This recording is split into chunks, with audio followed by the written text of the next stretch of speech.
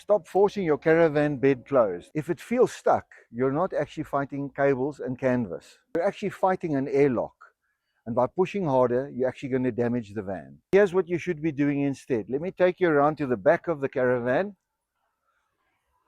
You must open the door so that the air that's being trapped inside when you close the bed is actually expelled out of the caravan.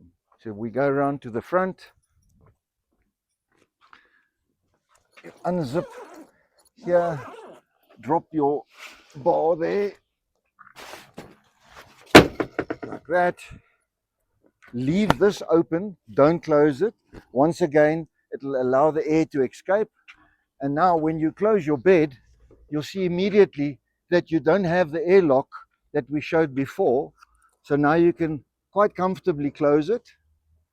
Going around to this side, we're just going to tuck this little bit of extra in here, which is normal, over there, like that. And then you're going to jump on your A-frame and you're actually just going to lock it. And that's it. Thank you for watching. For more content like this, please like, follow, and share.